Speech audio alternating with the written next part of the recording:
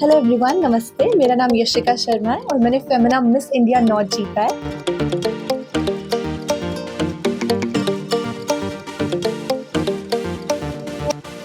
और मैंने अपने पंजाब को रिप्रेजेंट करा था मिस इंडिया के नेशनल स्टेज पे और 9 साल बाद पंजाब टॉप 8 में आया था। तो मेरे लिए बहुत ज़्यादा गर्व की बात है कि मैं पंजाब को इतने ऊपर लेके आ पाई।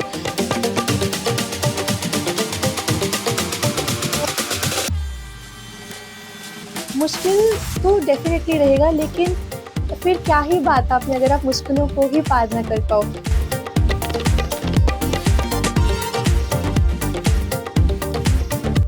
जब से इसने फैशन मूवी देखी ना कंगना वाली, तो इसका माइंडसेट ना वो मॉडलिंग की तरफ हो गया।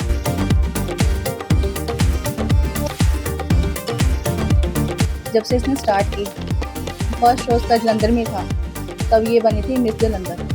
यहाँ पे मिस जलंधर इसने 13 ईयर्स में किया था।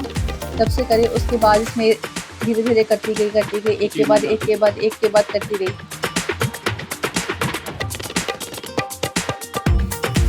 तो जो भी हमारे लिए तो ऑलरेडी हमेशा मिस इंडिया है, तो रहेगी। हेलो एवरीवन, नमस्ते। मेरा नाम यशिका शर्मा है और मैंने फेमिना मिस इंडिया नॉर्थ जीता है। और मैंने अपने पंजाब को रिप्रेजेंट करा था मिस इंडिया के नेशनल स्टेज पे और 9 साल बाद पंजाब टॉप 8 में आया था। तो मेरे लिए बहुत ज़्यादा गर्व की बात है कि मैं पंजाब को इतनी ऊपर लेके आ पाई। और पंजाब का नाम सुनते ही कि मुझे इतना अच्छा लग रहा था कि पंजाब टॉप पे आ रहा है, तो ये मेरे लिए बहुत गर्व की बात थी, मेरी स्टेट के लिए बहुत गर्व की बात थी। तो मुझे लगता है चुनौतियाँ तो इसमें भी बहुत थी। बहुत सारे राउंड्स ऑफ ऑडिशन थे, बहुत सारे पर्सनल इंटरव्यूज़ थे, बहुत सारे हमें चीज़ें को चुनौतियों को पार करना पड़ता है यहाँ तक पहुँचने के लिए। तो अगर मैंने ये कर लिया है तो आगे भी चुनौतियाँ मैं पार कर लूँगी। मैंने 13 साल की उम्र से मॉडलिंग कर रही हूँ और मैंने पढ़ाई साथ-साथ मैनेज करी है। मतलब मेरे लिए कभी इतना डिफ़िकल्ट नहीं रहा, क्योंकि मैंने कभी सोचा ही नहीं है डिफ़िकल्ट है। जब आप सोचते हो कि वो मुश्किल है तो हमेशा वो आपको काम मुश्किल लगेगा। मैं अपने स्कूल की टॉपर भी थी, अपने स्कूल की हेड गर्ल भी थी और स्टूडेंट ऑफ द ईयर भी थी, और साथ-साथ मैं मॉडलिंग भी कर रही हूँ। तो मेरे ख़्याल से इतना मुश्किल मेरे लिए नहीं था, क्योंकि मैंने कभी सोचा ही नहीं कि ये चीज़ मुश्किल है। मुश्किल तो डेफ़िनेटली रहेगा, लेकिन फिर क्या ही बात आपने अगर आप मुश्किलों को ही पार ना कर पाओ।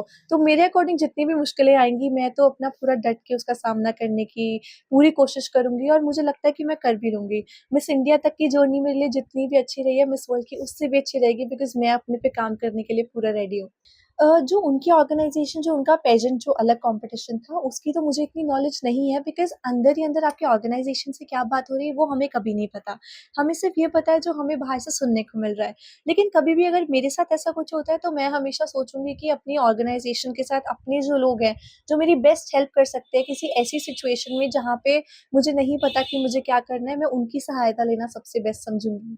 चुनौतियाँ मिस इंडिया के लिए भी बहुत थी। हमारी 1 महीने की सिर्फ़ ट्रेनिंग थी, जिसमें हमें ऊपर से लेके नीचे तक चेक किया जाता है। हमें रोज़ सुबह 6 बजे पहुँचना होता है एकदम फुल रेडी होके, और रात को शायद 10-11 भी बज जाते हैं। तो आई थिंक यही हमारे लिए सबसे बड़ी चुनौती रहती है कि हमें अपना बेस्ट देना है हर एक सिचुएशन पे। अगर आप हर दिन बेस्ट दे रहे हो, तो आगे जाके आपके लिए इतना मुश्किल नहीं रहेगा। तो अगर मैंने ये वाली चुनौतियाँ पार कर ली हैं, तो मुझे लगता है मैं डेफ़िनिटली आगे की चुनौतियाँ भी पार कर पाऊँगी। मैम आपका नाम? स्वीटी। जैसे कहते हो हम मॉडलिंग की दुनिया, जब से इसने मॉडलिंग स्टार्ट की है, एक्चुअली इसको मॉडलिंग के बारे में कुछ नहीं था। जब से इसने इस लाइन में नहीं गई थी, कुछ नहीं था। एक्चुअली फर्स्ट टाइम इसने फैशन मूवी देखी थी। जब से इसने फैशन मूवी देखी ना कंगना वाली, तो इसका माइंडसेट ना वो मॉडलिंग की तरफ हो गया। एज ए मेरी फ्रेंड किसी ने भी पूछा कि आपके में तो कोई मॉडलिंग में नहीं है, ना मेरे इन लॉज में है, ना मायके में कोई भी नहीं है, तो इस लाइन में नहीं है, तो ये इसका टेस्ट कैसे हुआ। मैंने उनको भी ये बोला कि मैं क्या, एज ए इसने मूवी देखी, वहां से पता नहीं इसका माइंडसेट कैसे हुआ कि मैंने मॉडलिंग करनी है। जब से इसने स्टार्ट की, फर्स्ट शो उसका जलंधर में था, तब ये बनी थी मिस जलंधर। यहाँ पे मिस जलंधर इसने 13 ईयर्स में किया था। तब से करे, उसके बाद इसने धीरे धीरे करती गई, एक के बाद करती रही। तब तक तो एज ए इसके पापा जाते थे, जैसे लोकल होता तो मैं भी जाती थी, और आसपास हो वहाँ पे भी मैं जाती थी साथ में इसके पापा के साथ। पर कहीं दूर हो, मेरे को घर में भी देखना है, इसका एज ए ब्रदर छोटा है, जैसे स्टडी है इसकी, तो मुझे उसको भी मैनेज करना है। तो फिर इसके पापा जाते थे, उन्होंने भी देखा कि जैसे एक के बाद अचीवमेंट कर रही है, तो कुछ ना कुछ बात तो है।